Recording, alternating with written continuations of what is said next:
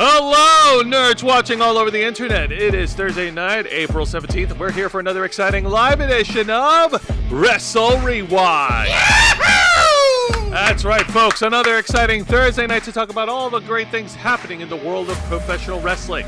I'm talking matches, segments, title changes, returning legends, crazy OMG moments that you can't get away in real life, and more. And I'm your host, Jose Casabona.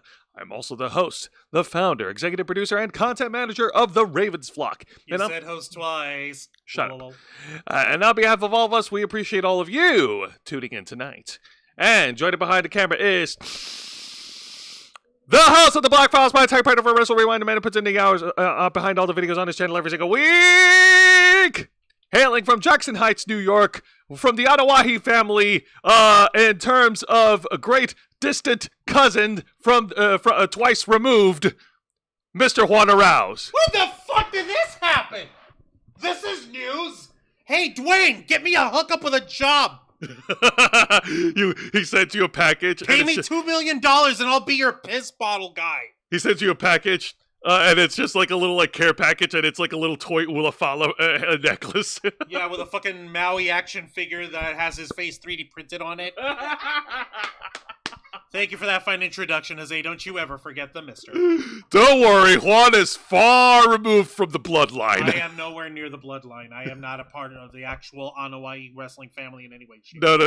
Juan doesn't want it. If I were, you better believe I'd milk that shit to Kingdom Come. I don't think, Juan, I don't think you want to be anywhere near that soap opera. Especially right now, no. Whoopsie. All right. You should have kept your mouth shut, Joe. Oh, well. Not you, Joe. Joe on Hawaii. Oh, ha! Thank you. Woo! Oh, made me sweat for a second.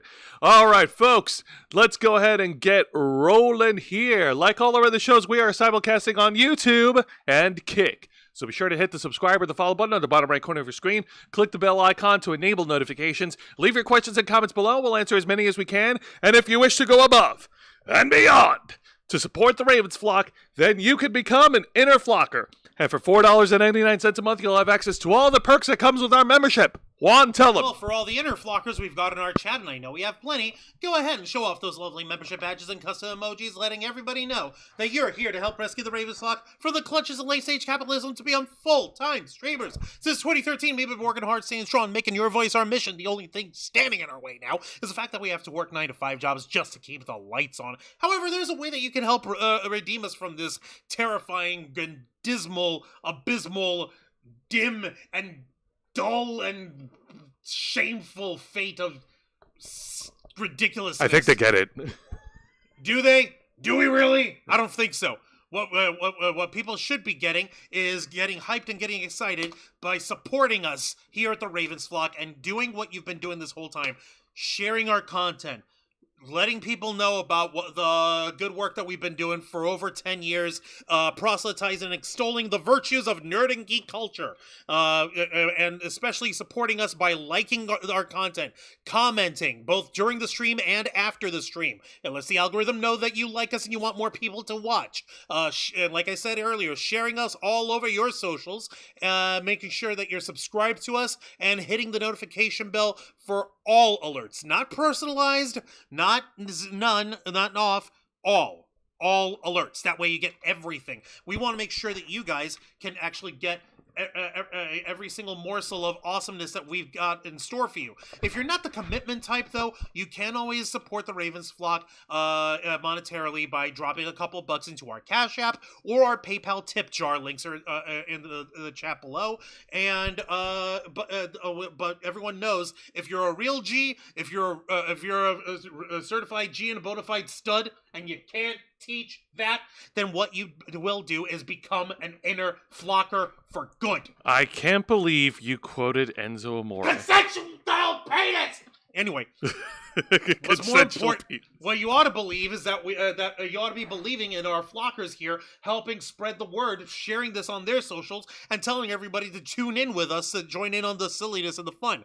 The more subscribers we can get, the more inner flockers come out of that, and before you know it, we'll be completely self-sustaining thanks to the wonderful audience that you guys have become for us. With your help, we can and will succeed. You also get access to members first and members only content, a special discounts for our merch store, Link in the description below, and you get access to all of us, the Ravens Flock, your favorite motley crew of nerds, here to make your voice our mission by providing us your thoughts, your input, your feedback, and your ideas to better shape the future of this channel to suit your tastes and needs. Hey, up in the chat, we've got Mr. Quake telling me to calm down. Easy one. No, I will never calm down. Can't stop, won't stop. Also, Fight Center Macrocephalus, Nikki Bella, and Lisa Boo. We appreciate you guys. Lisa Boo's got to catch us on the replay. Totally understandable. That's one of the beautiful parts about the internet. And that's another way that you guys can support us. You can watch us on the replay and leave your comments. Exactly. But Jose, pray tell, what is it that we do here on Wrestle Rewind? Here on Wrestle Rewind, we review 3 of the most exciting pro wrestling programs in North America today. That is WWE's NXT,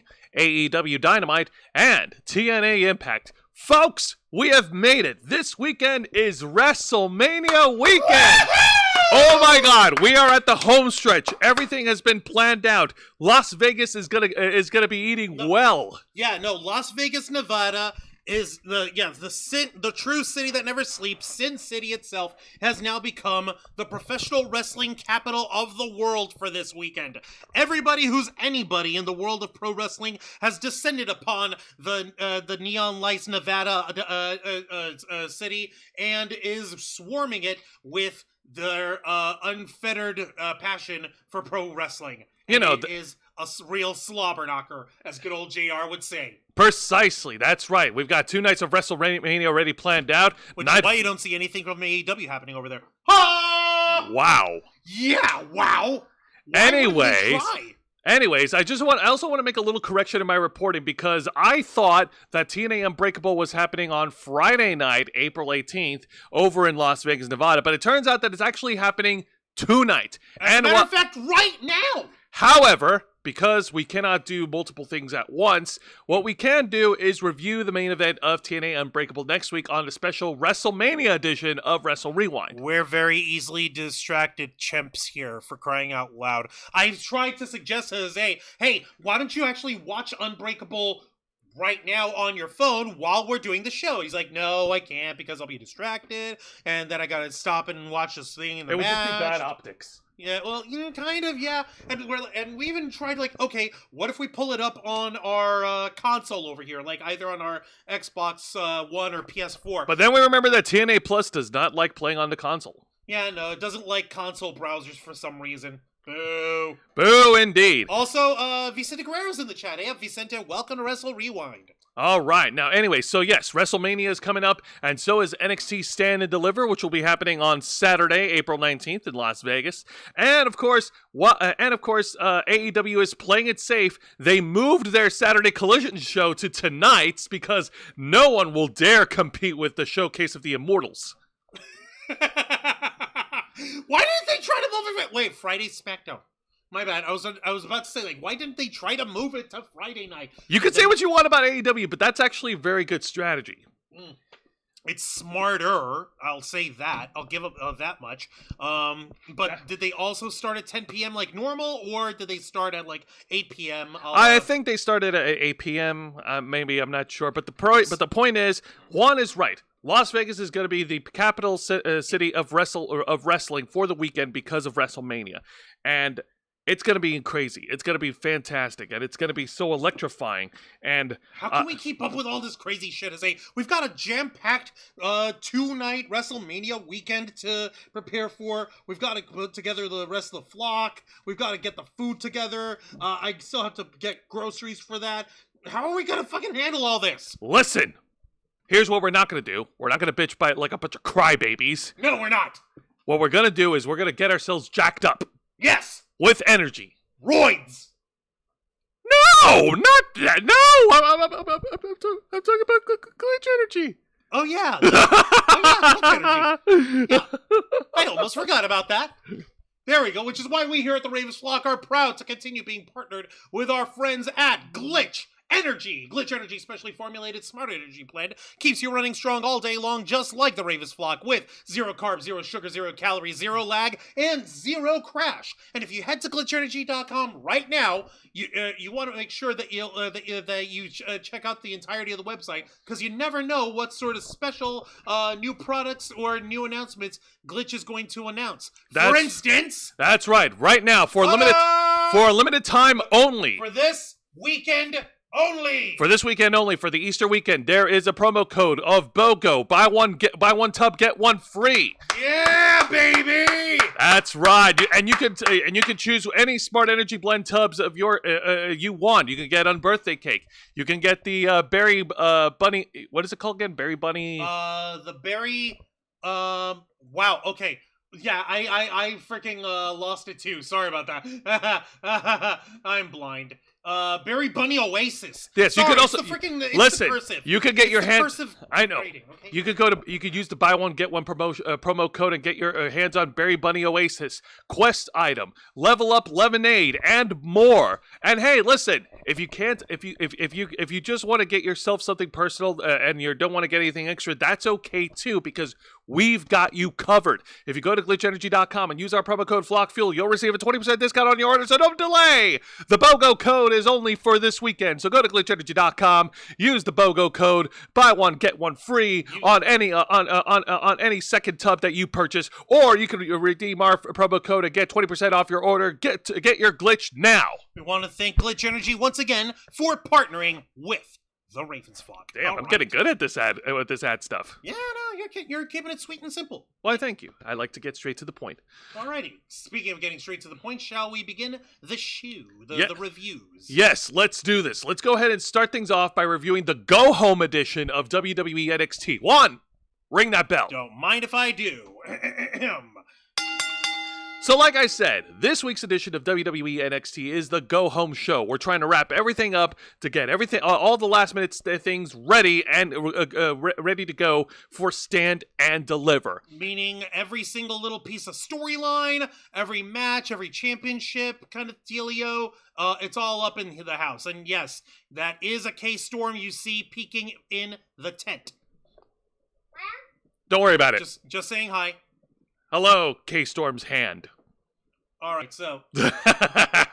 All right, I expected nothing less. So we start things off by determining who will challenge Absolute Ricky Saints for the NXT North American Championship, and it is decided in a fatal four-way match featuring All Ego Ethan Page, Lexis King, Wes Lee, and Eddie Thorpe. All right, so if you guys recall, last week we literally had ourselves a Pier 6 brawl with all four of these chuckle fucks. Basically, all of them say like, nah, my turn. Blah, blah, blah. We had a Pier 6 brawl / kindergarten tug of war with the championship. It was so stupid. I loved it. Like, guys, that championship costs a lot. Can you not tear it apart?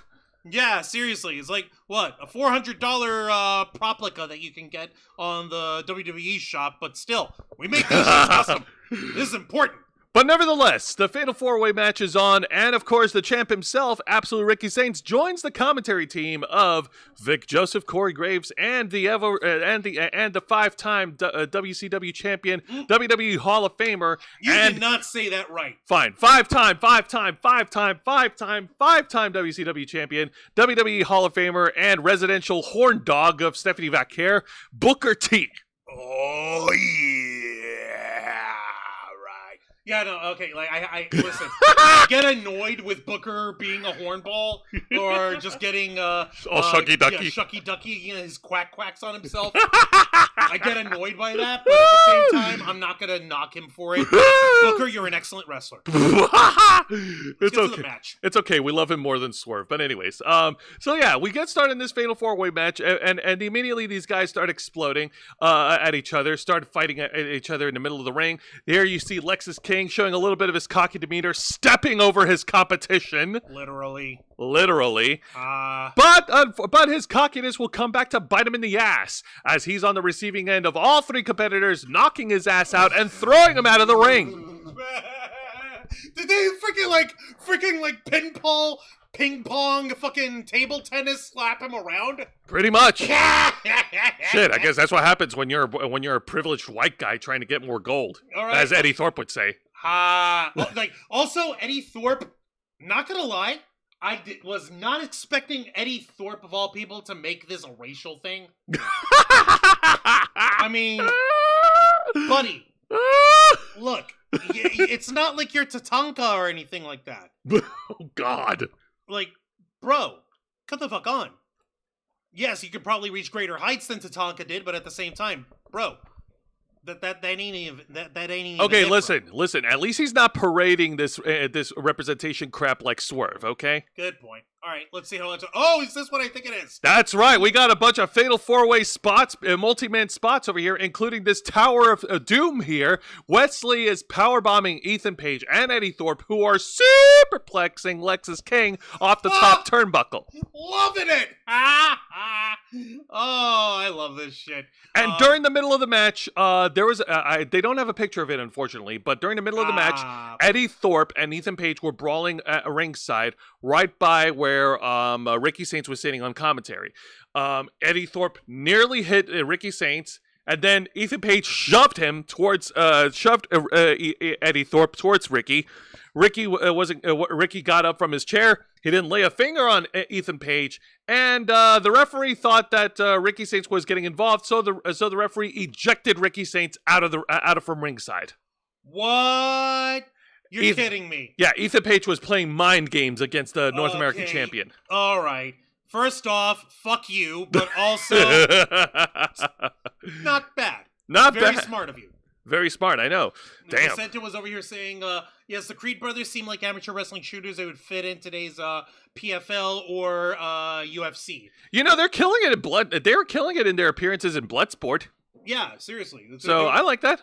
Yeah, I can dig it. If they came back to do NXT Underground, I would watch it. Juancho guessing roids for a second. Juan Jose were related to Brock Lesnar. No. Sorry, sorry. Neither of us are Minnesotan hicks who enjoy hunting animals for sport. Minnesota Minnesota albino hicks. Yeah, good point. Have you ever seen this guy with a tan? I don't think so. All right, let's go ahead and continue on. Show more pictures, please. Okay, and as the action continues, when we get back from commercial break, Ethan Page looked like he's got things on the winning. He's taking over the Fatal 4-Way match. As you can see here, he grabs a motherfucker and slams it to another motherfucker. In this case, body slamming Wesley onto Lexus King. All right, not gonna lie, I love it when wrestlers do that. That's fucking funny. That's always a plus on my book now. No, correction. Brock Lesnar is a Canadian resident. That's right. He's not a Canadian citizen. He hasn't renounced his U.S. citizenship, and he was born in Minnesota. Yes. Yes, Minneapolis, Minnesota. Which is hence, Minnesotan freaking steroidal freako. Dude, that guy bleeds Minnesota Vikings. He used to be best friends with Mr. Perfect. Yeah, he used to be. He used to bleed Minnesota Vikings, and then they bled him out of the team. Oh! All right, let's keep going. Okay. All right, so as we continue with the action, every one of the four competitors is getting their shits in. You see Wesley is on the top rope. He gets an incredible whisper in the wind while Lexus King is hoisted up in a Doomsday Device position, which is fucking awesome. Is this Eddie Thorpe trying to tackle Ethan Page at the same time as Ethan has Lexus on his shoulders? That is correct. You gotta be shitting me. This is so stupid. It's so stupid. Everybody hits their finisher. Lexus King hits the coronation. Wesley goes for the cardiac kick. Eddie Thorpe hits his finisher. But it was Ethan Page that secured the victory by hitting the Twisted Ego to punch his ticket to stand and deliver. Your winner, all ego, Ethan Page. And then after son of a bitch. And then after the match, Ethan Page got on the mic and cut a post-match promo against Ricky Saints. And just as he was busy talking, Ricky Saints came down to the ring, attacked him from behind, and gave him his receipt from the past 2 weeks. And so he took that personally.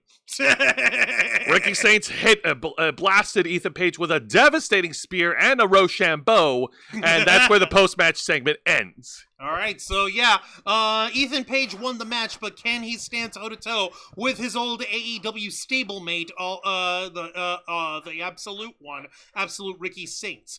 Now with the NXT North American Championship on the line, they're only 48 hours away as of now from duking it out for the NXT North American Gold. All right, let's go ahead and continue on. We've got an exciting match for you, and this is straight from the women's division. One of the final qualifier matches for the North American Championship ladder matches Stand and Deliver, as Tatum Paxley, representing Chemical X, goes one-on-one against dancing sensation and mastery of all things MMA, the queen of NXT Underground, Lola Vice. Holy fucking shit.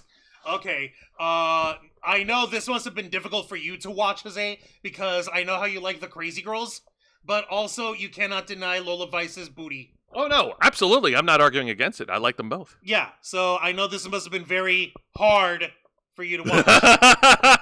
You had to stand at attention, sitting upright and erect in your posture. I had to stand, but I couldn't. But I'm not allowed to deliver. Penis joke! Anyways, so let's go ahead and get to it. So Tatum Paxley versus Lola Vice, 1-on-1. And surprisingly, as you can see over here, Lola Vice has got Tatum Paxley locked in a headlock hold, keeping her grounded. She's been spending a lot of time during the match, like just reversing a lot of strikes from Tatum Paxley into sleeper holds, armbar takedowns, leg locks. And she wrestles shoot style. She's not all just about punches and kicks. She will ground you down and she will wear you down and she'll wear you out, dude. God damn. Yeah. All right. So this is doing some serious heavy lifting over here. Let's see how the rest of this goes. Shit. Oh yeah.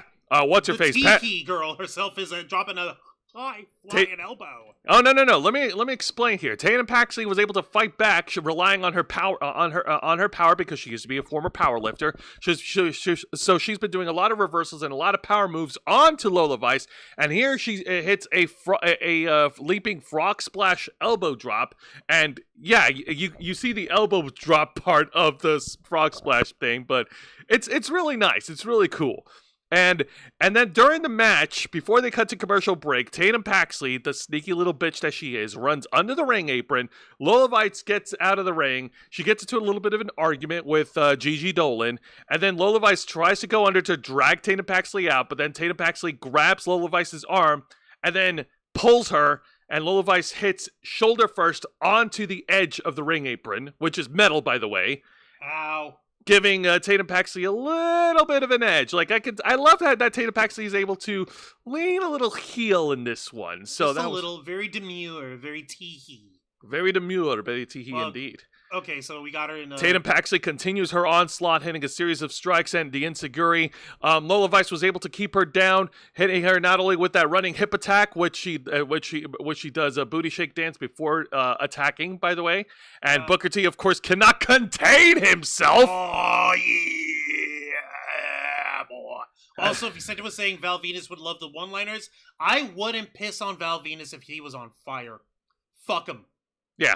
I'd rather punch his ass. But anyways, and to finish it off, Lola Vice was able to hit the spinning back fist onto Tatum Paxley to knock her out and pin and win. Your winner, Lola Vice. God damn it! All right, well, I suppose Tatum Paxley did put on a valiant effort, to be sure. She certainly brought more offense. She was being much more unorthodox in the way she operates and stuff, so it's understandable to see that that Lola Vice would overpower Tatum Paxley over here. Maybe on tonight's episode of TNA Impact, Tatum Paxley would have better luck in her TNA match with more on that later, by the way. But tonight. Tatum Paxley did an incredible job. I like one of the moves that she does, where she does like a running like cross body, but she actually like crisscrosses with her opponent and landing in between the ropes, if you get my meaning. Kinda, yeah. And she did that back-to-back with Lola Vice before hitting an exploder suplex, which is really cool. But let's go ahead and move on. Lola Vice is going to stand and deliver. Mm-hmm. And then the exciting segment of the night is a series of individual video packages from all four of the participants who will be competing for the NXT Women's Championship. I didn't do it all in chronological order, so I just did it in my own order, so don't josh me for it. This is a video package with the champ, Stephanie Vaquer, the Dark Angel. She's celebrating her title victory over in Chile with her with her family, and she was also on their news channel, and it was great. And nice. she even celebrated with the championship, showing it off with the mayor of their town over in Chile. Ah, that is so cool. Yeah, no, it's awesome. And now Jordynne Grace, of course, her video package, we got a lot of footage from her earlier years in wrestling before she got all Juggernaut, before she turned into the Juggernaut bitch. Yeah, so back when Jordynne Grace was more on the fluffier side of Sears. Exactly. They showed her earlier years of wrestling, and then they showed a few clips of her wrestling in TNA, and then her becoming the Juggernaut. And they also showed her clips of her Royal Rumble appearances. So she made it very clear that she is very self-aware, and that she is a very self-aware person, and she is aware that she's going up against 3 other participants for the women's championship, and she'll be ready. However, this one does have an emotional element to it. She actually did mention she who, brother, pronouns, pal. I'm getting to it. No. Jada Parker. There you go, Jada Parker. Yep. Pal. We get a little bit. Jada Parker talks about her background again in soccer, which honestly, like, we already know this because we've seen a video package of her background like a while ago, so it feels repetitive over here. But she does make a very, very compelling point that out of all the 4 women who she's competing with, she is the only NXT homegrown talent to go up against 3 other experts in pro wrestling. Really? Yes! Really? While everybody else has been wrestling in TNA and in Japan and in Lucha Libre and all that stuff, she is, out of all 4 of the participants, she is the only one that is a homegrown WWE NXT talent, straight from the Performance Center. She didn't have any of the experience. And there's also a tragic element to it because she did tell a story. I can't remember word for word. Either it was a passing of a former friend or a former relative, and that and that in itself made her stronger, and she keeps the memory of that person in her heart. And she got very tearful during the end part of the video package. Well, so that was nice. Special. Yeah, I know. It was really good. Yeah, well, of course, it's very heartfelt, and you show the struggles that she's up with, and now we've got the beautiful madness that is Julia. All right. Oh boy! So to cover up the fact that they took her off TV for reasons, Julia actually, you know what? The subtitle says it all. Her subtitle says it all. I waited and waited for her to give me a rematch, but it never happened, and that is how they justified her being out of TV for a while. Seriously? That's my only knock I have about these video packages. The way they had to try to explain Julia's absence from WWE programming. Yeah, I'm just like, okay. That was it. That was it. Like, she waited. And you know what? Friendships have no place when it comes to the NXT Women's Championship, says Julia. Like, I like the videos are fine. That was not as compelling as I was imagining it would have been. Yeah, no. Also, Haley Ray Stout's in the chat. How's it going, Haley Ray? Hey! Welcome to Wrestle Rewind. Hello. But nevertheless, the path is already set. These 4 women will be competing against each other for the NXT Women's title this Saturday. I like the video packages. The video packages were great, especially Jada Parker's and Jordynne Grace's. I think those are my 2 favorites. Julia's was fine. The WWE, they tried. They an effort was made to try to explain Julia's absence without, mentioning shit that may have happened, whether it's her work visa, whether she was working out an undisclosed injury that was earlier reported. They had to do something. They had to try something. Well, they tried. It's a little trying, but it's a little trying. They tried. What else could they have said to explain her absence away from television? Some fucking thing better than that, at least. Shit. All right. God dang it. All right. Well, yeah, it was all cool, and you got to see the mindset of the women as they're making their way to Battleground. So Stand and deliver. I meant to say Stand and Deliver. Why did I think of Battleground? I don't know why. It's okay. Yeah, it's okay. I know. I know that it's Stand and Deliver. Why the hell did I actually say that? And now let's get to the match of the night, because I really don't fucking care about this stupid angle that they're doing. It's a tag team gauntlet match. All the hollas. All the hollas.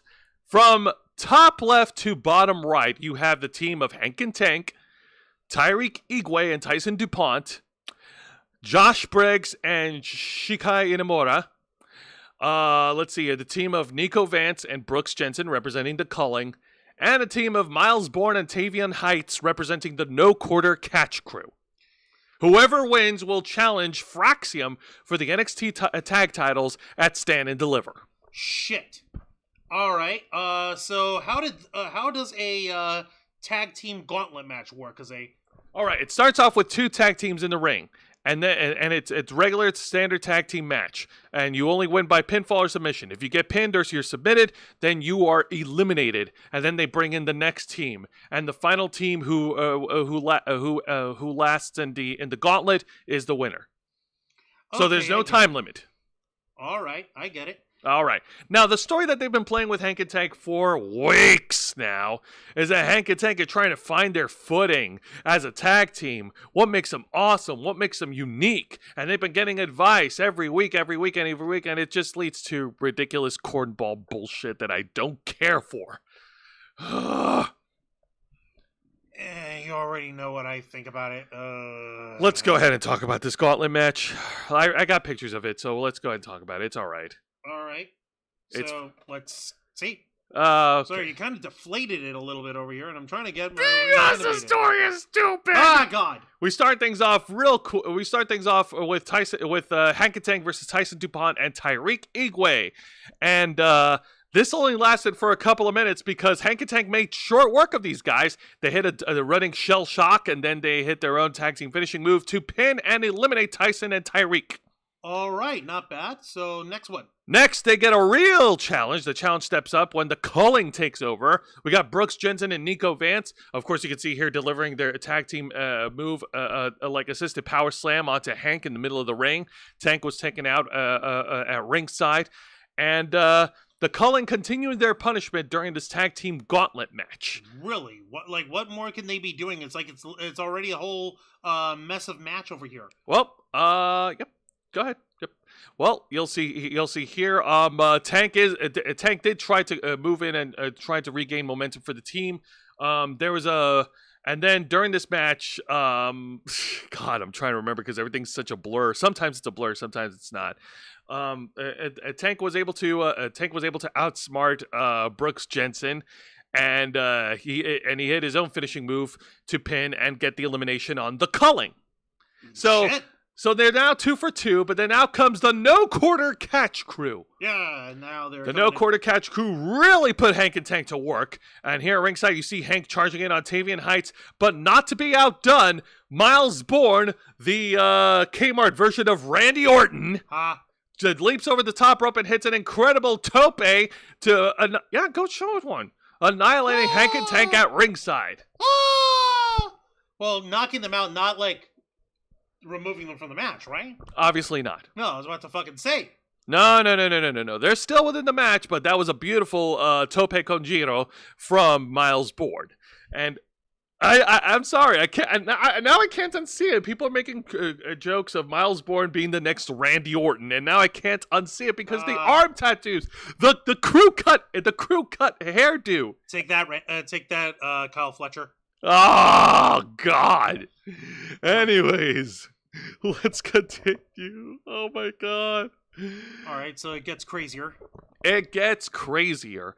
Unfortunately, the No Quarter Catch Crew are the next team that gets eliminated, and then the final team comes in. Josh Briggs and Inamura. They start taking advantage of the worn down tag team of Hank and Tank. You can see here they hit an assisted power bomb onto Inamura's knee, which fucking hurts. But then a small miscalculation stopped Josh Briggs and Inamura in their tracks. Hank and Tank were able to hit another. Well, actually, yeah, no. Hank was able to hit another finishing move to pin and win. You're kidding me. Your winners, Hank and Tank. Well, shit. How ironic! They lost to all 4 teams in the individual tag matches, not spam. in individual matches for weeks, and in this gauntlet match, they beat all 4 of the tag teams that they lost. Wow! Okay, what and how? What happened? What happened? What happened with these guys? I don't know. I guess they found their footing, Juan. They found their identity. Because the Street Profits actually yelled at him saying, just be yourselves. Just be you. Well, yeah, that's always helpful advice. You know, being yourself and being authentically yourself and not letting anyone fucking dictate who you should be and all. That's always well and good. Notice how I'm not arguing with that. That being said, what the heck? They've been jobbing off for weeks. They were made to be a joke. And now we're expected to believe that they're going to be taking Fraxium head on for the tag team championships as if nothing happened over the last couple weeks. If they fucking win this Saturday, I'm going to be mad. No, if they fucking win this Saturday, I'm going to laugh. All right, let's go ahead and move on to this crazy... Why do you hate Fraxium, Mr. Quake? I'm curious. Probably because I don't know. Well, we'll find out. But we'll find out later. Let's talk about this NXT parking lot brawl between the Dark State and the D'Angelo family. I'm sorry I couldn't get actual. Why the hell did you get a freaking I'm sorry I couldn't get actual pictures of the brawl. I did try to Google search them, but I couldn't find any screenshots of these 2 gangs beating up each other. Which is what happened here. And they didn't do anything like that on the website? What do you mean? They didn't show highlights on WWE.com? No. Really? Well, what do you mean, highlights? Yeah. Probably, but I didn't look. So, unfortunately, the D'Angelo family are at a disadvantage because it's just Luca Crucifino and Channing Lorenzo against 4 guys, 4 on 2. So they brawled in the parking lot. There was a lot of brawling, and then they eventually took the fight inside the building. Well, part of inside the building. There was a spot where Luca Crucifino and Channing Lorenzo, they speared one of the guys of Dark State through a thin wall, which is obviously a prop. A prop wall. A prop wall. Was it as badly put together as the one that AEW did? Thankfully, no. Oh, you mean they actually painted it and made it up to look like it was a real wall? Yes. Really? Yeah. They actually did it. They actually did their work. And after so much brawl, I do have a picture, however, of the aftermath of this parking lot brawl. Okay. Because out comes Tony D'Angelo to not only carry a crowbar and whack every member of Dark State, but Tony D'Angelo also called the cops on Dark State to chase him down. And he also... Hold on a minute. Oh, what the heck is going on over here? That's right. You really expecting me to believe that the Don of NXT, the Paisano, the Bayman, that he would get the authorities involved? He's really gonna call the police on them? What in the world kind of crazy shit a gabagool? Poppity poopy? Bippity poopity pop? Poppity poopy? Okay, no, actually, why would mobsters call the cops? I have no idea. Channing says, "Oh man, we got to bolt the police are here." He's like, "No, don't worry about it. I got it covered." I don't know if he either called the cops or he paid the cops off. The latter would have made more sense. But nevertheless, he did tell Channing Lorenzo that at Stand and Deliver, it will be a 6-man tag match between Dark Stake and the D'Angelo family. He's also very disappointed at Channing Lorenzo for acting out of emotion and challenging and going over his head like that, like he's been doing for the past couple of weeks. Okay, so why the fuck, man?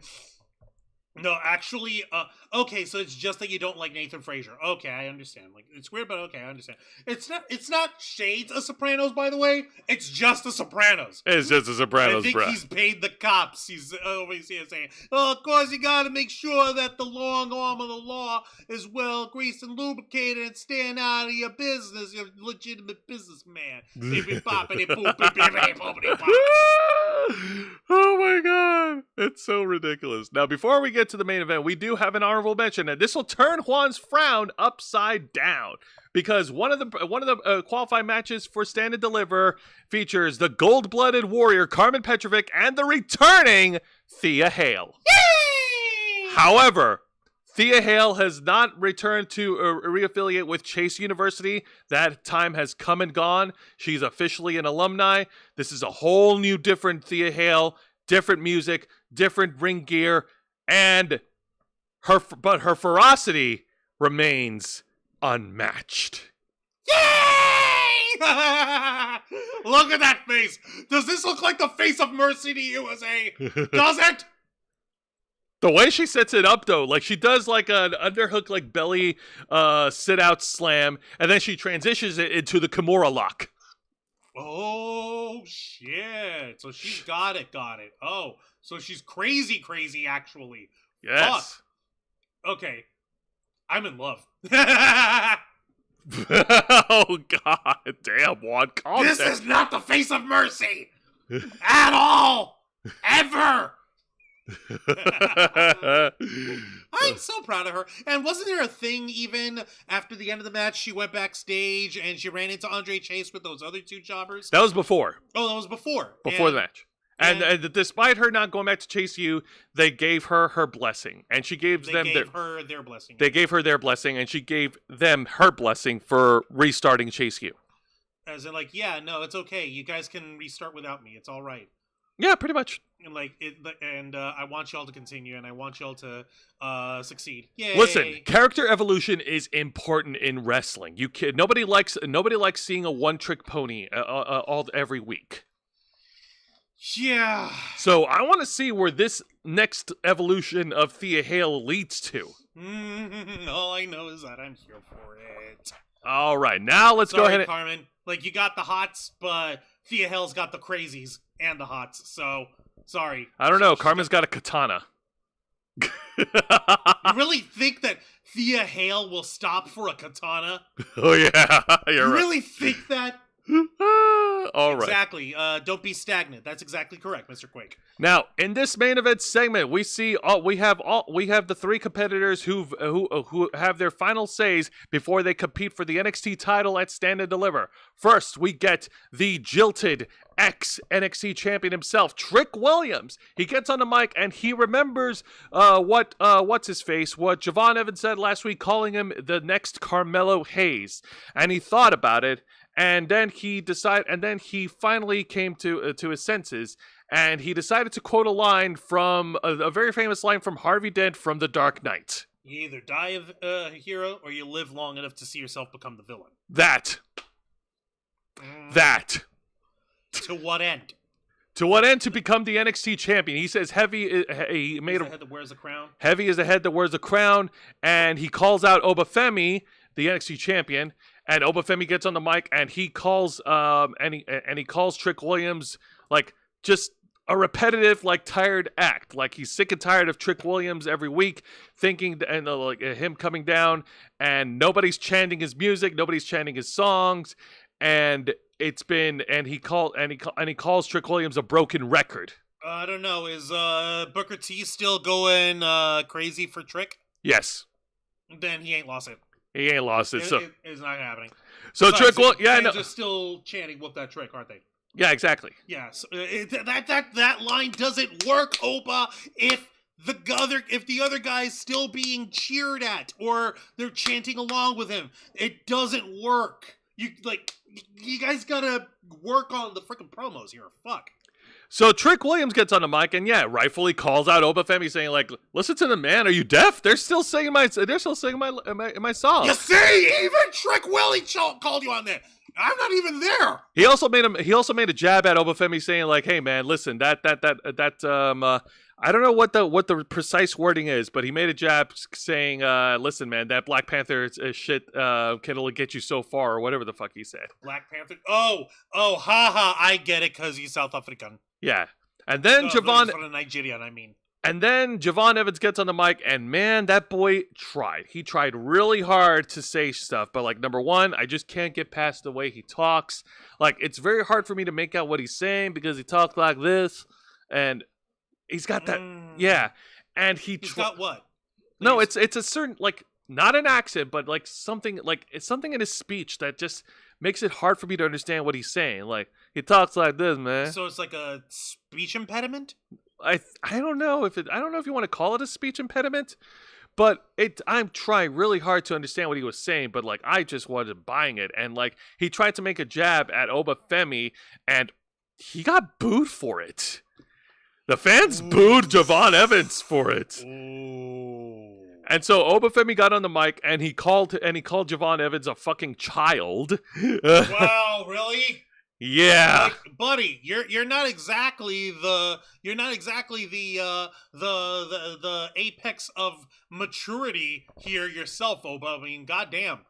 Over here, apparently clapping cheeks with Nikita Lyons backstage a couple of months ago. What the fuck, man? But Juancho, that's a couple of months ago. Nobody remembers that. I do. Nobody remembers Nikita Lyons. I do. Fucker. I know, I'm being an asshole. You're being a fucking asshole. No, you know what? Actually, let me go ahead and look up exactly what Trick said because I don't want to get canceled. Yeah, and what's more important over here is that, like, this is how you get the crowd to naturally react in order to get the shit straightened out. It actually needs to be set up that Trick Williams still has fan support, so he's still gonna stay babyface. Obafemi still got fan support. He's the champion. He's staying babyface. But what's his face? Javon Evans mumble rapping his way through a promo that naturally comes off heelish. So shit. All right, yeah, no, hang on a minute. Give me a minute, folks. It's coming up. Hang on. Okay, well, I bought you as much time as I could. I know. Okay, so here's a part where he makes that line. Okay, what you got? All right. To call yourself the rule. Yep. Ah! It takes more than a few Black Panther chants to get the man around here, dog. That's what he said. Okay. And I quoted it word for word. I don't want it to get misconstrued. I don't want to get canceled for saying something that is racially insensitive. Yeah, we know what you were trying to do, Jose. You were trying to recap the promo here. Okay. It's all right. So after that promo battle, if you want to call it that, these guys has fight. Yay! Now, I like how they started fight when they were fighting each other. Like, both times, like, they threw Javon Evans out of the ring. Yeah, they threw Javon Evans out of the ring and they started brawling. Javon Evans gets back and they throw him out of the ring again so that they focus their attention. Clearly, they're undermining the young OG. Okay, goddamn, that is so mean. They really did little brother his ass over here. They little brothered his ass, but the little brother showed that he ain't no little brother. He got back in the ring and he did a springboard cutter onto both Trick Williams and Obafemi, knocking him out, and the show ends with Javon Evans holding the NXT Championship. So is he planning on trying to take it and properly win it? We don't know. I have no idea. What the fuck? Yeah, he got little bro. You're right there. Javon gets yeeted. Javon will dark state. Please don't take Javon Evans and send him to dark state. No, don't. Please don't. They took Mustafa Ali and they made him into a leader of Retribution, and that didn't make any sense. At all. They were making it look like he was some super elite hacker or some shit. Come on, man. It's so dumb. And no, it's just dumb. All right, so anyway, let's go ahead and shift. This is interesting. It is. This is throwing everybody for a loop because you figure you're going to know either Trick or Obafemi is going to win. No one's counting on Javon over here to take it. So maybe he will win. I don't know. Maybe. But now let's shift gears and go into this week's edition of AEW Dynamite. And this year is their TV special, the first ever, called AEW Dynamite Spring Breakthrough. Like the fuse hit the boom dynamite. I'll give them credit. It sounds a lot better than NXT Spring Breakin'. That was so fucking corny. I hate that name with fiery passion. This year's AEW Dynamite Spring Breakthrough takes place over in the city of Boston, Massachusetts. Fuck Boston! Massachusetts, that's right, the home state of multi-time WWE World Champion John Cena! I'm breaking up with all of you. While you're wearing a Sting shirt. All right, we start things off with the semifinals match in the Owen Hart tournament, where the multi-champ Mercedes Moné broken takes on the Ring of Honor Women's World Champion, the War Goddess Athena. Okay, so Mercedes Money coming in, finally taking on Athena head-to-head. Now both of them are AEW champions. Why the fuck don't they make that I would, if you really wanted to get people talking, they should have had that be like, hey, you know what? Let's up the ante for ourselves over here. Let's make it title for title. That would have been fucking crazy. Then again, do you really want to give Mercedes another title? On the one hand, hell no, because how the hell is she going to wear it? And on the other hand, it would give her the most fucking heat of all time.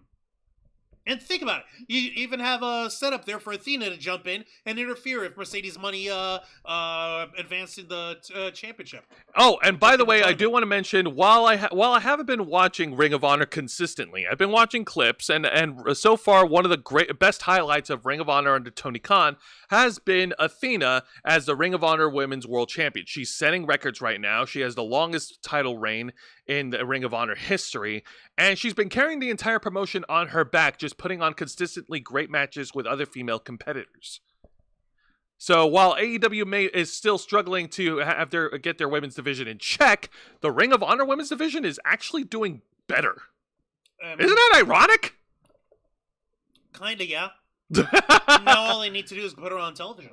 Which they did, and what we got here is the first 25 minutes of Dynamite of nothing but pure wrestling from both Mercedes and Athena. They started off with grappling, and they were grappling each other so hard, like they were just collar and double tied up, and then they just rolled out of the ring up to the entrance ramp, and it looks like Mercedes is trying to push Athena out of here, like get the fuck out, but then they tied up again, and then they rolled back into the ring, which was funny.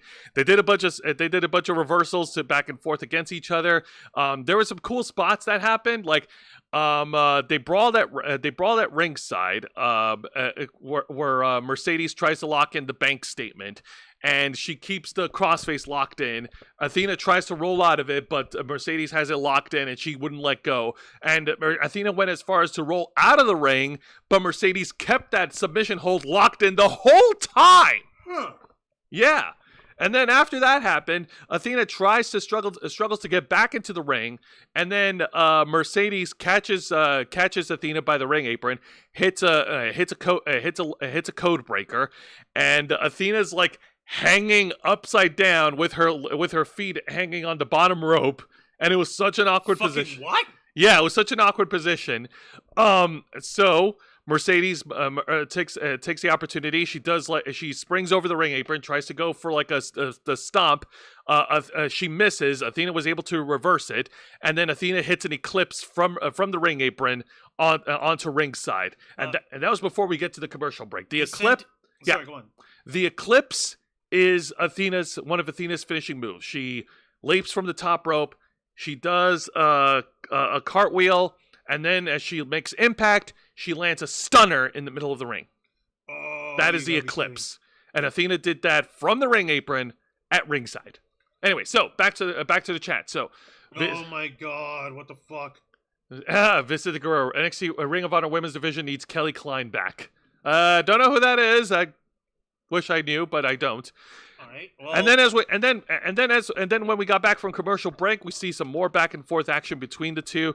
Some incredible wrestling, and it's really tough for me to call it bell to bell. All I can say is that it is one of the best women's matches in AEW history.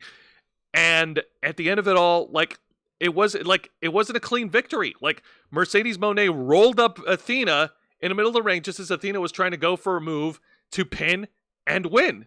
Your winner and advancing to the finals is Mercedes Moné. I mean, come on. I mean, Mercedes is not going to lose in her hometown of Baston. So it's just Mercedes Moné winning the tournament then. Just like Will Ospreay is going to be the one winning the men's tournament.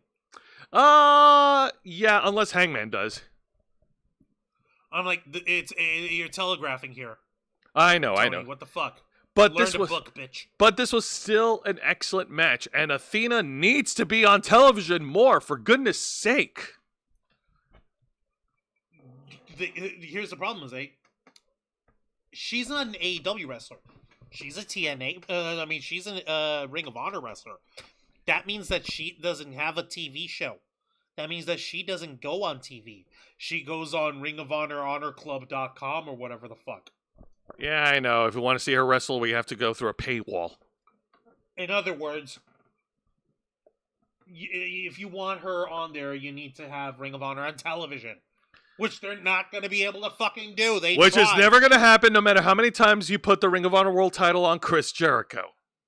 It's just not going to happen. It ain't gonna happen. Like, Tony, quit trying to make Ring of Honor on TV happen. It's never going to happen. God damn it, Regina. But I'll tell you what did happen. AEW did make its historical landmark. That now it's actually a good time to go ahead and share that article, Juancho. Oh, now? Yeah, we can talk about it a little bit. Yeah. In this article from The Hollywood Reporter, the headline reads... Oh, yeah. Because if you're going to show that, I got to... The headline reads, AEW Dynamite taps out WCW Nitro as the longest-running primetime wrestling show on TNT and TBS. With the Wednesday Night War in his rearview mirror and a streaming deal finally in place, Tony Khan takes a victory lap. Can somebody say self-fellatio? Yeah, Tony shut Maglio. AEW Dynamite has had a pretty well Dynamite run when you consider its milestone. Wednesday, April 16, 2025 will mark the 289th Dynamite episode, making AEW's flagship program the longest-running weekly primetime pro wrestling show on TNT or TBS history. Now, let's see here. Yep. What are we really saying with that mouthful of qualifiers? Tony Khan's main AEW series has now officially lasted longer than Ted Turner's WCW Monday Nitro, and that's noteworthy. Everything else is just whatever. But yay, good for Tony Khan. I saw a video of Eric Bischoff talking about it, and he's really not fazed by it because he's no longer he's not actively involved in the pro wrestling business, so he doesn't give a shit. He's like, well, I don't care. Yeah, I know. It has nothing to do with me anymore. Yeah, Khan credits his TV... Oh, God, hang on. Khan credits his TV tag partner, Warner Brothers Discovery CEO David Zaslav, for much of AEW's growth. Zaslav took interest in AEW from the very beginning, and he's given them great opportunities to grow, like the June 2023 edition of Saturday Night Collision on TNT, which Khan said was Zaslav's idea. They've been so good to us. I want to stay here for life. I want to be on TV. TNT. And Max, presumably. No, literally, the last fucking line. And Max, presumably. Yeah. Oh my fucking god. Okay. Shad Khan, please get your son in order. You need to spike your son's cocaine with Ritalin. Oh, God. Dear fucking god. Until and or unless it is proven that Tony Khan doesn't huff on booger sugar over here, like Bolivian booger sugar, then... Until that's proven or disproven distinctively, I'm going to keep that assumption as my own, and I will very happily continue saying so until it's proven otherwise. And so, yeah, sorry, buddy. But nevertheless, this is historical, and it is worth bringing it up here on Wrestle Rewind. Congratulations to AEW for outlasting WCW Monday Nitro. It's pretty easy to outlast a TV show that ended 24 years ago. But what do we know? We're just fucking normal human beings. You hold on to that small W, Tony Khan. Let nobody take it away from you. Here you go. There. Clap. Now, here's something that is worth talking about that doesn't involve self-fellatinating from Tony Khan. It's an exciting match of the night, and this is another qualifying match in the Owen Hart Cup as the aerial assassin Will Ospreay goes up against the Alpha Konosuke Takeshita. These two men squared off last time at AEW Revolution in 2023, and these guys get a chance to run it back. God damn. All right, let's see how well things turn around this time around. With, of course, Don Callis on commentary, because we have to show Don Callis on TV. Seriously, does he have an ironclad contract saying that he needs to be on TV? I don't fucking know. Oh, well. Anyways. What in the hell? So this was another incredible wrestling match. That features a series of strikes and reversals from both Takeshita and Will Ospreay. And, yeah, no, neither one of these wrestlers are slouches here. Of course, Konosuke Takeshita is known for his strikes. He was able to keep a pace with Will Ospreay, hitting a series of knees and elbow strikes onto Ospreay, and then Will Ospreay, of course, he hits his own comeback. He hits a series of his own high flying moves to keep the Alpha grounded, and then he hits the Oz Cutter on. He hits the Oz Cutter onto Konosuke Takeshita. And then he tries to go for the hidden blade. Takeshita was able to reverse it. And then it's just a series of reversals between these two guys and near pinfalls. Like Takeshita tried to go for the Raging Fire. And Takeshita tried to go for a top rope like brainbuster like he did at Revolution. But Will Ospreay was able to reverse it into a Stun Dog Millionaire, which is pretty awesome. Well, shit. Yeah, no. There is a plenty more back and forth action, back and forth near pinfalls between these guys, and these guys are like running on fumes as they continue. And then at the end, Will Ospreay takes off the elbow pad. He hits the Stormbreaker onto Konosuke Takeshita, and then hits the hidden blade to pin and win. Your winner, and going to the finals, Will Ospreay. Yay. Yay, bruv. No respect for Will Ospreay? He doesn't respect the grind. So why? Like fucking okay, good on him. The match was fine. Obviously, Takeshita knows how to put on a match with pretty much anyone who's got a modicum of talent on it. Will Ospreay, he's just gonna fucking win the championship, just like Mercedes Money is gonna win the Owen Hart Championship. Yeah, it's kind of hard. It's kind of hard to argue that. Yeah, they're just telegraphing it at this point. What the fuck? Now let's talk about the exciting segment, and this one's really funny. This is really, really funny because this has been an ongoing story. So after the Hurt Business successfully defended the AEW Syndicate, after the Hurt Syndicate defended their World Tag Titles, more on that later, MJF came down to the ring to not only celebrate with the Hurt Syndicate, but in order to make his offer to join them, he brings out an entire row of valets of escort ladies, of women of independent business and possible ill repute. Exactly. And he tries to do that all to try to sweeten the deal, to try to squeeze himself into the group. And while MVP was very receptive to it, he almost had Shelton Benjamin. Like, even Shelton Benjamin wanted MJF's watch, his luxurious golden watch. He almost had it, but then he took one look at Bobby Lashley, and he turned that thumbs up into a thumbs down. What? Okay. You're serious. You're serious. You throw bitches at me, I will do whatever you want. I will make you the king of ham or whatever the fuck. Wait, that would be awkward because he's Jewish and, ham's not kosher or whatever. But that's not the important point. The important part is, what the hell are they thinking? Is it a race thing? Are we doing a race thing against MJF? Is that actually happening? I don't know. Because I don't know what else they could have MJF offered to do to sweeten the deal. So MJF, of course, at first he didn't take very kindly to it, but then he's like, you know what? Tell you what, y'all still need time to think on it. For now, enjoy the company. Shelton Benjamin, MVP, I'll get back to you later. But then he turns his attention to Bobby Lashley, and he tells him that he always gets what he wants because he's Maxwell Jacob Freeman. He's better than you, and you know it. Okay, so fucking, He's clearly healing against Bobby Lashley because Bobby Lashley is the only holdup against MJF joining the Hurt Syndicate. Oh my god. Oh my god. It's still funny, and I haven't. So weird. Like Vicente saying MJF trying to get in the good graces of the Hurt Syndicate by giving them women. Does MJF think he's Ric Flair? He's better looking than Ric Flair, and he's not as controversial. No, not by a long shot. Better looking, you gotta compare them by their primes over here, because ain't nobody gonna say that Ric Flair right now, who's like 90 whatever the fuck, is better looking than MJF. Not now, if you're looking at like late 20, early 30s fucking... well, that's not fair. Ric Flair's hair is obviously better. We're not talking about the hair. I mean, like, even though fucking MJF had to get himself the transplant treatment or whatever the fuck's going on with that thing. But that's not the important part. The important part is why?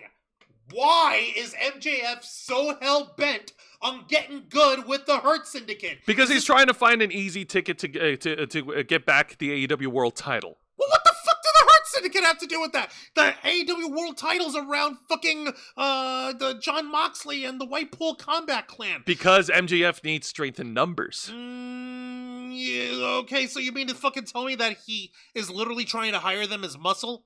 Yes. Why doesn't he just say that? Because he wants to try to get in with them, like he's trying to do it in a babyface way. No, anyways, motherfucker. I have another picture of the Hurt Syndicate with the babes, so go ahead and show that too. All of them, with all of them.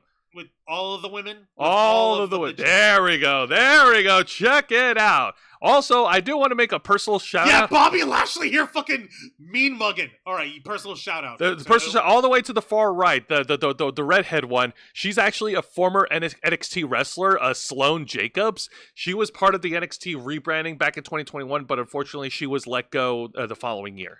So she was part of the NXT 2.0 stupidity? Yeah, she was. And she's also from Boston, Massachusetts. Fuck bastard!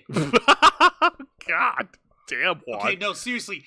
Bobby Lashley's face here, he's going too hard. Because you see the facial expressions. You see Shelton Benjamin cutting the promo, you know, all serious and focus. You see fucking MVP here giving his best Paul Heyman facial expressions. And but then you have Bobby Lashley who's just done. He's like, no. Not like, even in the kayfabe, like I don't like you, I don't trust you. It's no. I was going to say, in comparison, it's like Jey Uso being the only holdup for Sami Zayn joining the Bloodline. Yeah, but this isn't Sami Zayn trying to join the Bloodline. This is MJF trying to join the Hurt Syndicate. The dynamics here are very, very different. Sami Zayn had an in with Jimmy Uso to begin with. He's like MJF doesn't have an in with any of these fucking guys. He was close with MVP. He's close with MVP. He was close with MVP. He sorta is trying to have it in with Shelton Benjamin. So MVP's already okay with him, mostly. Shelton Benjamin is teetering more towards his favor, and Bobby Lashley's still no. Yeah, pretty much. No. Like, okay, fucking weird. But also, this kind of all reminds me of what MVP said in an interview, that apparently the story of the Bloodline in WWE was supposed to be given to the Hurt Business. But that's neither here or there. You can, like, anybody can claim anything after the fact. Yeah. That's how Dave Meltzer does his business. Now, this one's going to hurt me a lot more than it hurts these two wrestlers. Because I wanted to like this match. I really did. It's another round in the Owen Hart tournament where Hangman Adam Page faces a wild card mystery opponent. The last mystery opponent that we saw in this tournament was Speedball Mike Bailey, and I admit I was happy. While I had my hang-ups about him being an AEW, I was happy to see him on TV. We didn't know who was going to be facing Hangman Adam Page, and then it finally showed. The former TNA World Champion, the Walking Weapon, Josh Alexander. What the fuck? What is Josh Alexander doing in the Dynamite Zone? Wait, that doesn't sound right. Okay, explain. So, earlier this year, Josh Alexander announced his departure from TNA after losing an I Quit match against Mike Santana back in, I'm trying to remember the pay-per-view event. Oh, yeah, back in Genesis. And then he announced his departure from TNA, and he decided to explore the world of independent wrestling. Which led him to Tony Khan. Which led him to Tony Khan and taking his money. God damn it, man. Dude, WWE...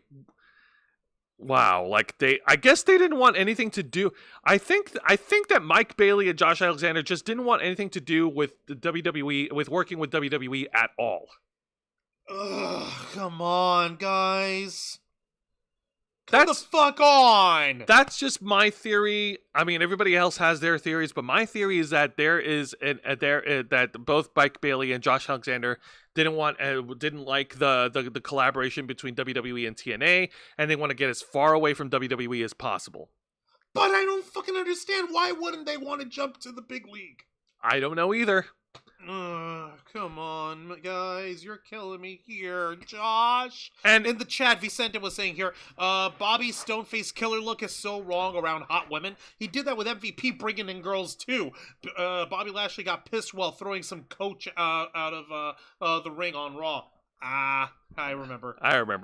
But that being said, so they get into this match, and the thing is, when you're debuting someone new in the wrestling promotion, you want to make sure that you showcase them really well. You know, they got to give a lot in this wrestling match because the fans want to see what this guy's about. And while he did put up a great fight, like, I didn't see any of the hallmarks. I didn't see Suplex City. I didn't get a chance to see the C4 spike. I didn't get a chance to see his moonsault. I mean, this Kurt Angle moonsault. Okay, let me get this straight. Josh Alexander, former TNA World Heavyweight Champion. Basically the guy who helped hold TNA together during the pandemic in Impact Wrestling. He helped put TNA back on the stage. He put it back on our radar, and it was against who in the Iron Man match? TJP. TJ fucking P. And Jesus Christ over here. Like, you'd think that kind of cachet, you would think that kind of reputation, that kind of accolade would gain you something. But fucking Tony Khan doesn't know how to fucking book heavyweights. He doesn't know how to book guys who are taller than 6'1". That being said, despite the match being all right, Hangman Adam Page was able to sneak a victory with a roll-up, getting the win. And then after the match, Hangman Adam Page brawled with Kyle Fletcher, and then fucking Don Callis shows up! And he whispers into the ears of Josh Alexander, and then Josh Alexander turns heel and attacks Hangman Adam Page from behind, and then lays him out with a devastating powerbomb before leaving the ring. You gotta be fucking kidding me. Now he's part of the Don Callis family? I hope not. I really fucking hope not. Whether he's in the Don Callis fucking family or not, one thing is certain, whether we like it or not, the walking weapon, Josh Alexander, is all elite. And the only thing I have to say about that, same as Mike Bailey, look, man, get your money, get it how you live. No, I'm just like it's like you mentioned over here. They didn't highlight the fucking the power moves, the speed moves, his aerial arsenal of death and doom. The fucking Josh Alexander, like, he got in a few attempts at the ankle. World champion, you gotta fucking treat him like one. Yeah, exactly. Like, he got in a few attempts at the ankle lock, but like, come on.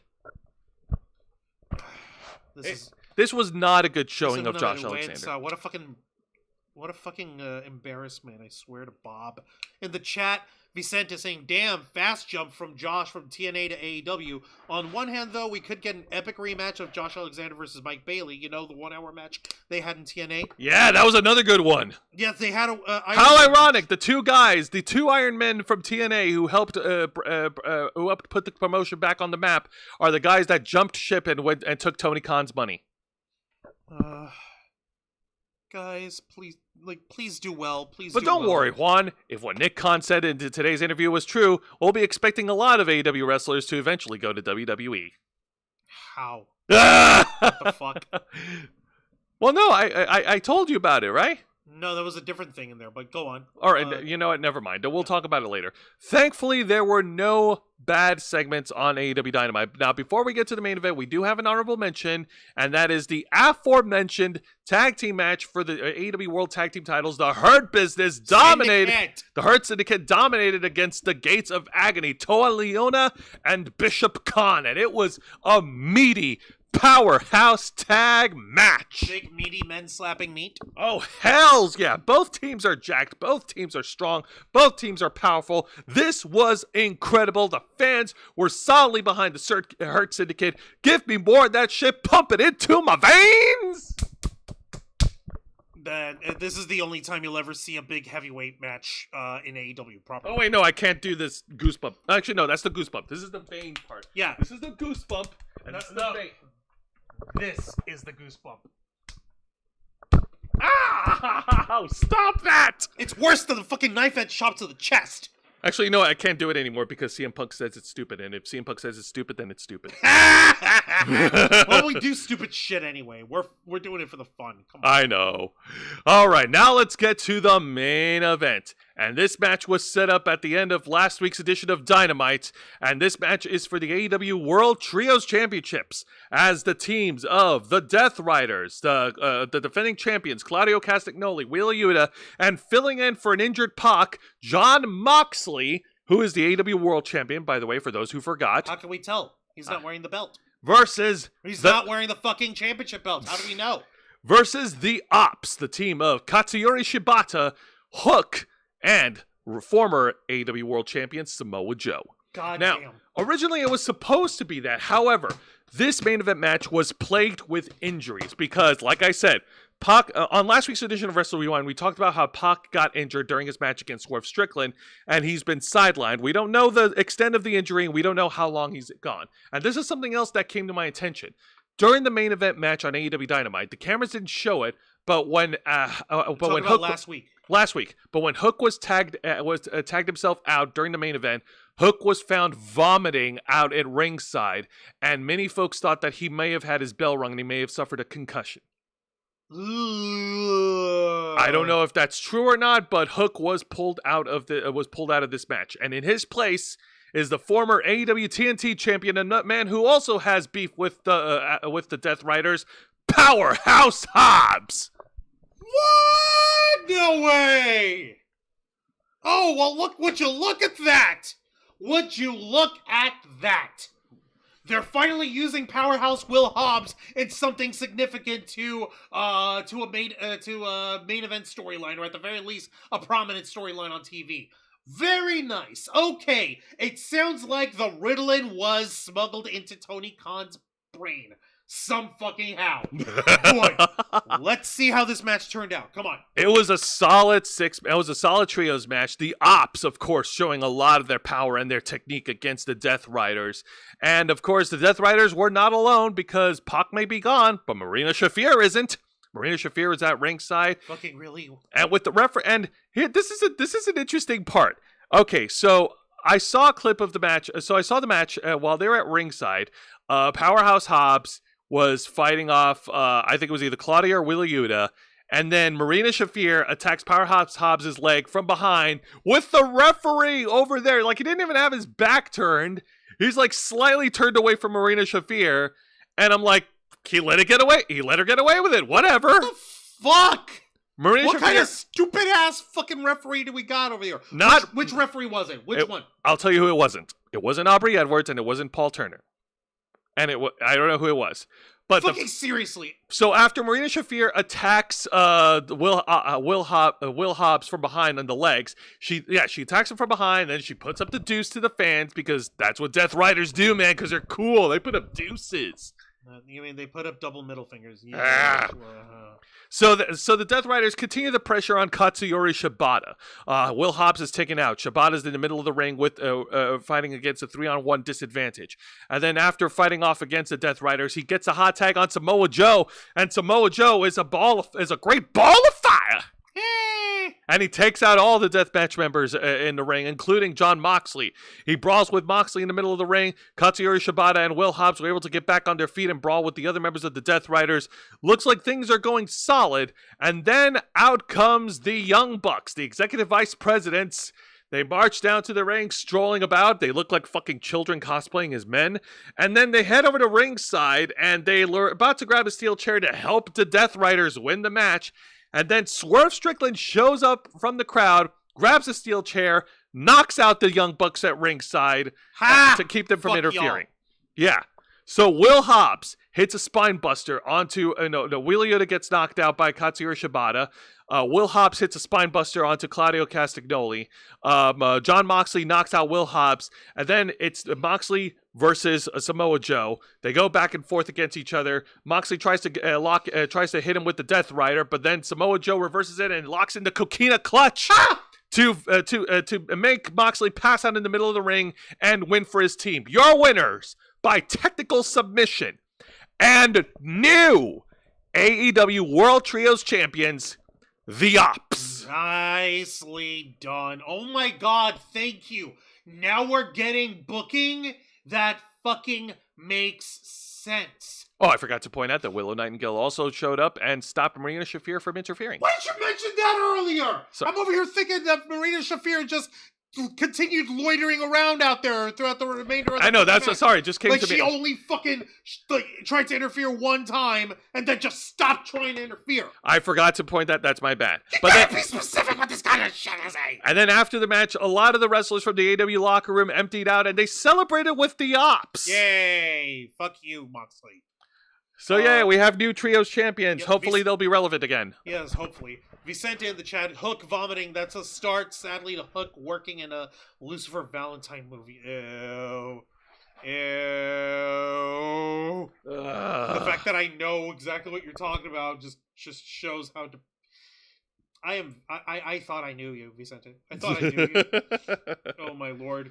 What the fuck? So overall, yeah, no, it was a great main event. And it was a better show than they fucking had done in a while. Despite being hampered down by injuries, and despite the final stretch of the main event being, I guess you could say, would you call it overly booked with the Young Bucks getting involved and with Nightingale getting involved, and then Swerve jumps in? Would you call it overbooking or no? Wait, when did Swerve jump in?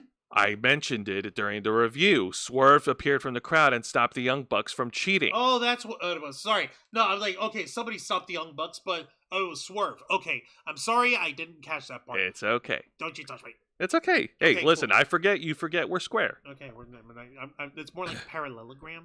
Shut up. Never. All right. Wow. Now let's go ahead and talk about tonight's edition of TNA Impact. This is the official go-home show before their TNA pay-per-view event, Unbreakable, which is happening as we speak. Still fucking bizarre, but whatever. It works. If it works, it works. It is called the Countdown to Unbreakable, and we start things off with a great one-on-one match as one of the good hands, Jason Hodge, goes up against Laredo. No longer a kid, he's just Laredo. I like calling him Laredo Kid, though. God damn it. Well, maybe he doesn't want to be a kid anymore, Juan. What if he wants to grow up and be a man? Well, if he wants to grow up and be a man, maybe he should let himself grow some manly chest hair. But I see he's still perfectly waxing, so maybe he can just stay as a Laredo Kid. No. Don't you think about that? Huh? Now, that's just unfair. You think that body hair is a requirement? Yes! For a manly man! You could be. You don't think about these things, Zane. You only think about yourself. Be better. Be better.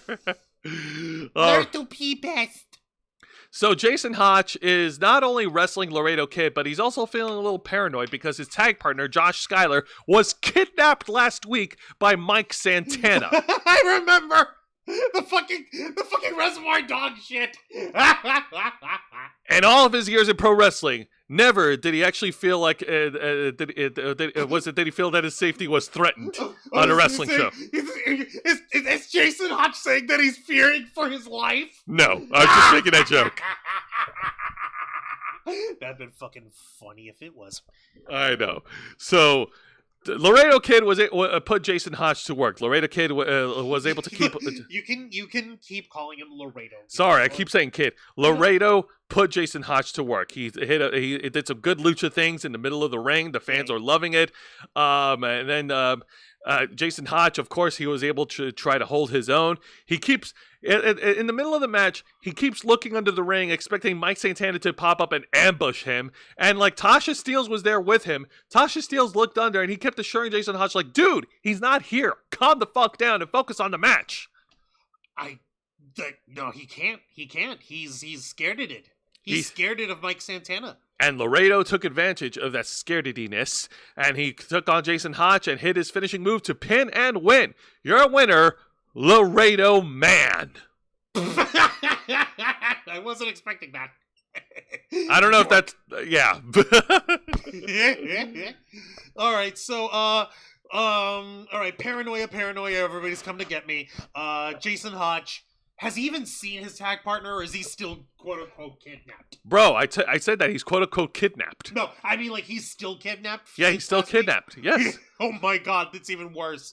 I thought that they found him or let him go or something. Now, Jason Hodge did get a bit of offense during this match. He got a little bit of an inspiration from Mustafa Ali, and he did like a roll. He rolled through the ring ropes and did like a roll through, like a Rolling Thunder neck breaker onto Laredo Kid, which is nice. Okay, that's pretty sweet. That's pretty sweet, but it wasn't enough. No, sadly, no, it wasn't. But now let's get to the exciting match of the night, because now we get to the Knockouts division. And speaking of Tatum Paxley earlier... Hey, Chemical X, Gigi Dolan, and Tatum Paxley taking on Heather by Elegance and Maggie Lee. So, Ash by Elegance is currently out of TNA for a while. She's taking a little bit of a break. I'm not sure what the situation is, but the personal concierge did his job and introduced Maggie Lee as the stand-in for Ash by Elegance to tag team with Heather to take on Gigi and Tatum. And this was fucking great. All right, Gigi Dolan was amazing. She was able to keep. She worked over Maggie Lee, hitting her a series of kicks and strikes, and then even at one point she hit a Bronco Buster, which was fun to watch. Oh God damn it, Izzy. Yes, and I rank it right. I'm biased. I rank it right up there with Rhea Ripley doing the rump shake on Nia Jax at a WWE house show. In that house show, yeah, I was about to say. Oh my God. It was so good. It was so fun. Right, but for real, what's her face?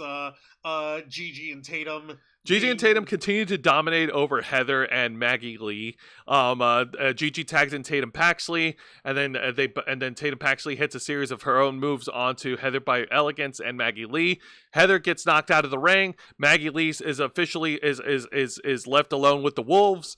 Gigi and Tatum Paxley hit their combination, like they call it the cemetery driver, I think. Yeah. Cemetery drive is what they call their finishing move. They hit the cemetery drive to pin and win. Your winners, Chemical X. God damn, these women. Oh my God. I can't believe this. My heart, it burns so good. My everything burns so good. God damn it. Including my heart. I'm sure it's there somewhere. Penis joke. Yeah, that too. No, seriously, glad to see that. And I remember hearing Rainwald in the commentary saying like, "Oh, the Elegance brand is expanding, and there are always new people." So, is that what they're doing here with the personal concierge scoping out Maggie Lee to make her like Margaret by Elegance or whatever? Yeah, but that didn't work out. Now, did it? No, I mean like, wait. No, it didn't work out. No, it didn't work out because they lost. Yeah, they lost. They got their ass kicked over here. It was still fun to watch. You know, actually, before we continue, that actually gives me a freaking idea over here. It would work well with, like, trying to put Maggie Lee over if you've got, what's-her-face, Ash by Elegance come back the next time around and fucking play with, trying to jump Maggie Lee now just to bully her for, like, no, you're a loser, you'll always be a loser, you're never gonna be Elegance like us kind of thing, and actually get her to pump up and kick some ass. Maybe. So that's one way you can take that. That's a maybe. I'll give you that. I'm literally just spitballing over here. You're fine. I'm herbally infusing and I'm spitballing. So I'm like, cut me a break. You're okay. Thoughts. And now let's get to the exciting segment of the night, and it is an in-ring musical concert with the king of the sixth string, Elijah. We got to walk with Elijah, but we're never getting to speak with Zeke. Come on, man. Sorry, Juan. Zeke is taking a permanent vacation. God damn it. That being said, it's pretty solid. It was pretty great. He sung his tunes. The fans were singing along, and while they were singing along, they were putting up the lyrics on screen like a sing along. Yeah, it was fucking ridiculous. It was silly. It wasn't like a gigantic concert where someone came in and he did a promo or kicked his ass or something. No, it was literally just a quick little 3.5 minute musical intermission.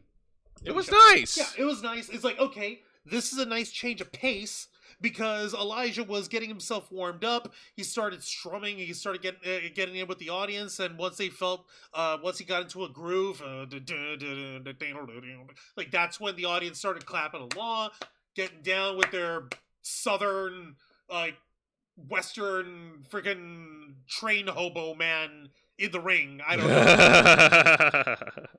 Oh man, it was great. I love it. And Elijah's such an incredible musician, along with being a great wrestler. And then at the end, of course, he then weighs in on the main event of Unbreakable. Like he's showing his support for the TNA World Champion Joe Hendry.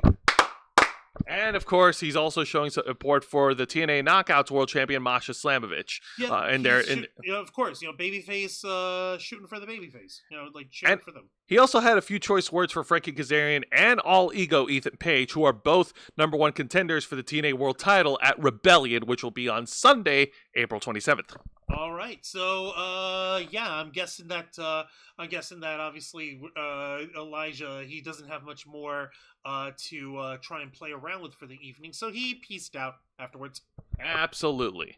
All right, now let's get over to the match of the night, and actually, yeah, let me see here. Go ahead and pull it up on screen. Yeah, this was.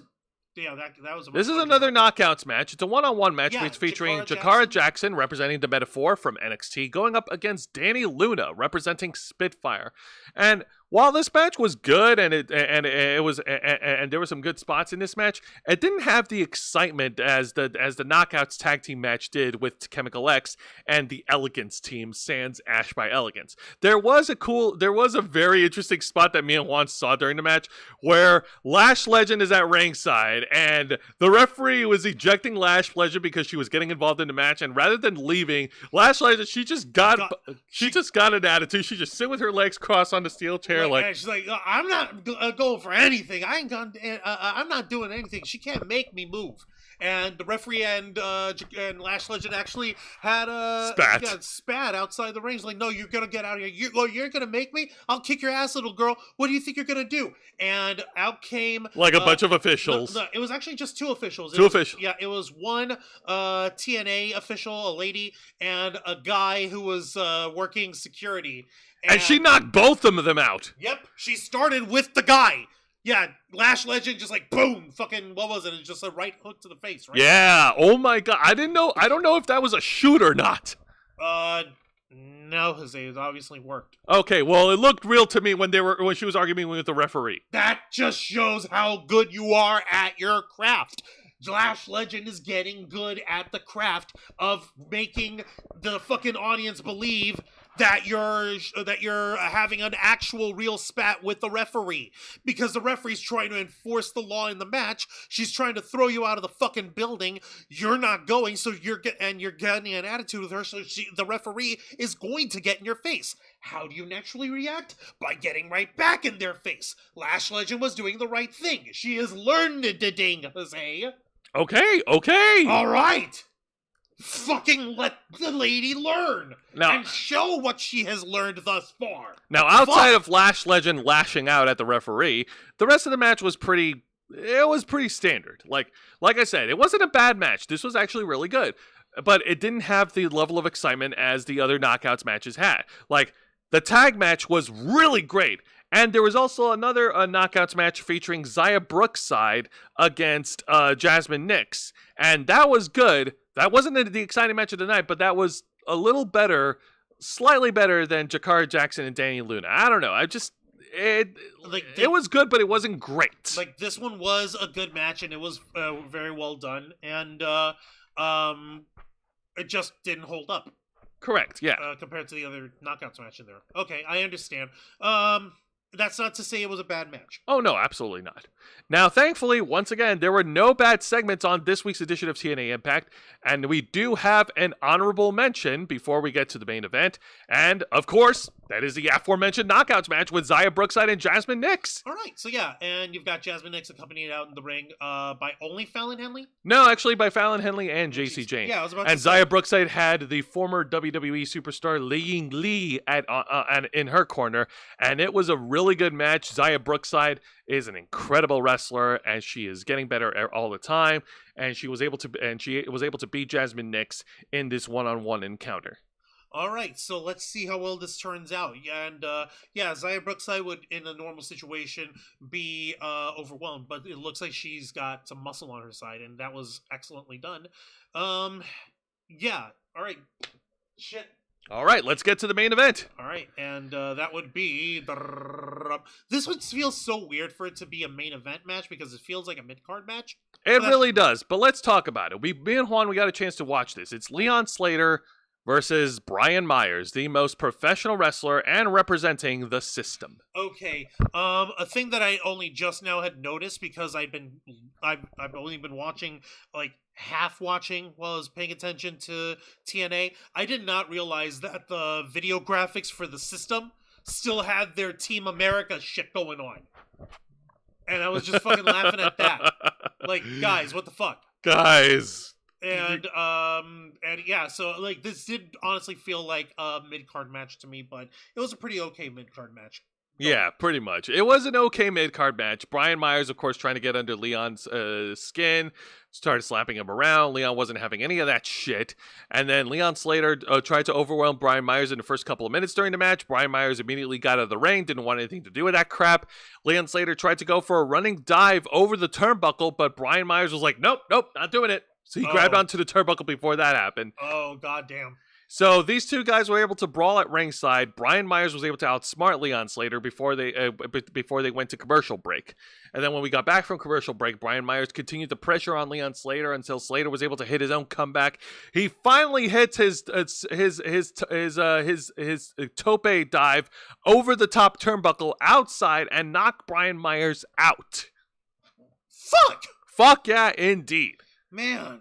It was awesome. That's so fucking cool. Brian Myers did try to go for the roster cut, but I think Leon Slater was reversed the first attempt of it. Yes, he did. He reversed the first attempt. He reversed the first attempt. Leon Slater did hit his own, not Twist of Fate, but he called it the Twisted Edge. Twisted Edge. Yeah, Twisted Edge, Twisted Metal, Twisted Fury. I don't remember. Unfortunately, Brian Myers was able to get the last laugh on Leon Slater. He hits the roster cut, and he hits his own finishing move to pin and win. Your winner, Brian Myers. Ew. And like Juan said, this was the main event of tonight's edition of Impact, but it felt more like a match that belongs somewhere in the middle of the show.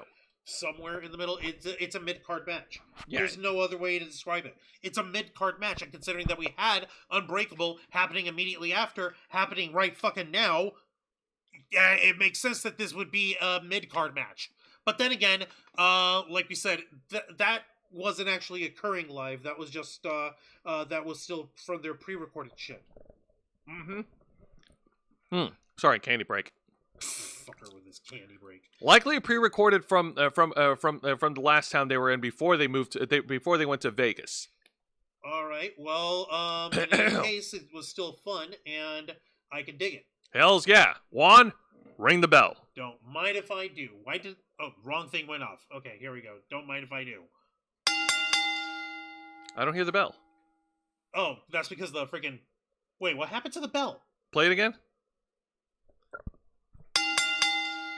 Let me fix this. Let me double check something over here.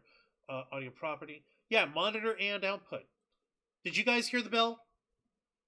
I can't... What about your speaker? Is your speaker off?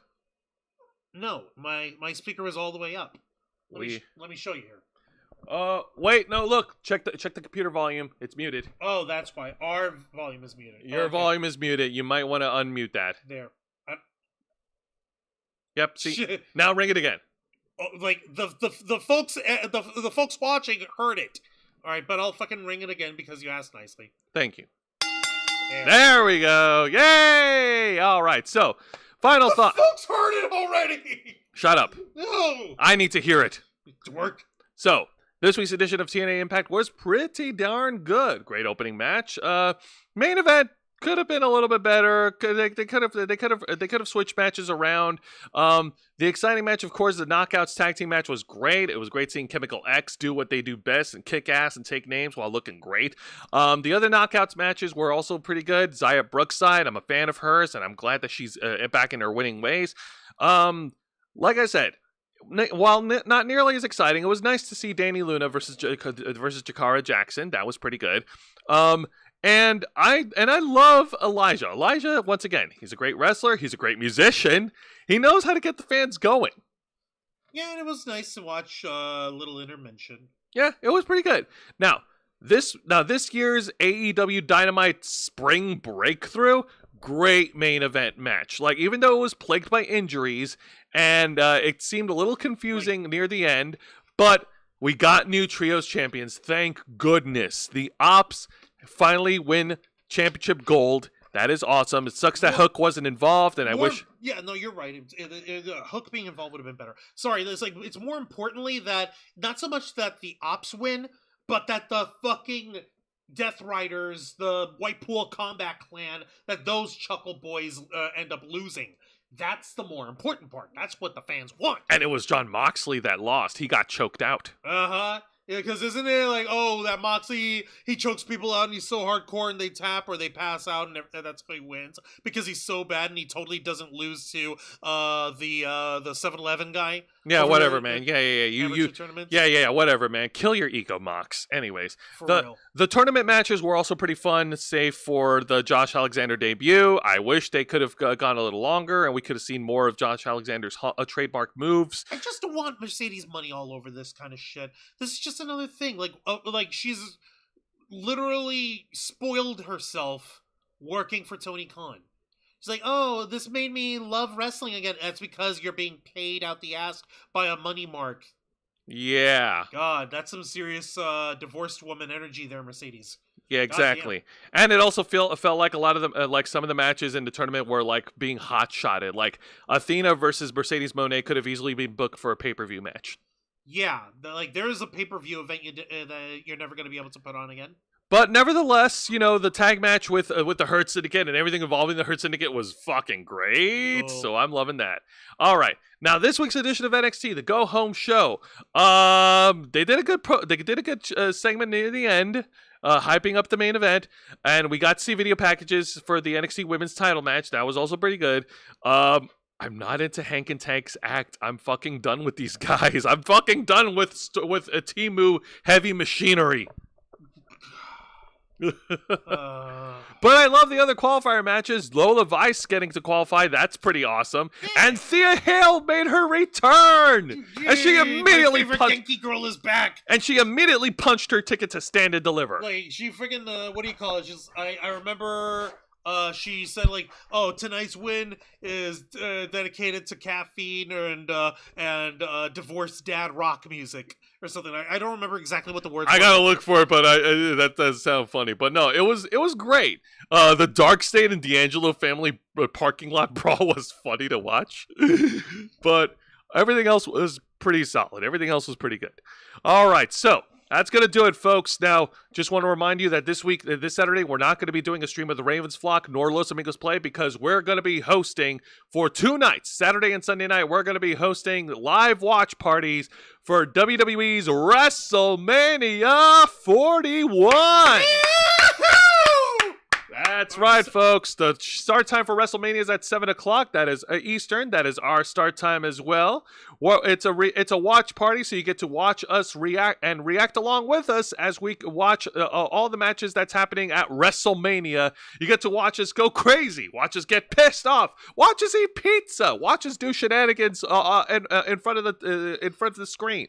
And, of course, that's going to be Saturday night is going to be the live watch party for night one, with the main event of WrestleMania being this triple threat match between CM Punk, Seth freaking Rollins, and Roman Reigns. So that's how you freaking roll. That's right. And the main event, of course, for night 2 of WrestleMania will be contested for the undisputed WWE Championship as the defending champion, the American Nightmare, Johnny!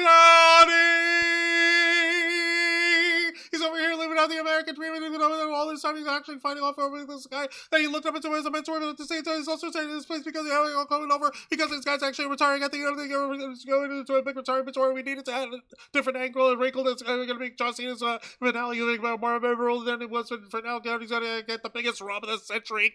Cody Rhodes defends the championship against John Cena. You legitimately couldn't find an angrier John Cena. A mean mugging John Cena face. You couldn't find I couldn't find it. You're sure?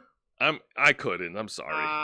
Okay. But that being said, we hope you guys join us for these 2 nights. The start time's at 7 p.m. Eastern for Saturday and Sunday right here on YouTube. And Kick? Yeah. Yeah, absolutely. Awesome. So, and on next week's edition of Wrestle Rewind, if you can't make it to the live stream, don't worry, because next week on Wrestle Rewind, we'll be reviewing the main events for night 1 and night 2 of WrestleMania, along with the main events of NXT Stand and Deliver and TNA Unbreakable. So, until then, Juan, plug us away. Don't mind if I do. Ladies and gentlemen, boys and girls, and everyone in between, thank you very much for watching this week's live stream edition of Wrestle Rewind, hosted by Jose Casabona.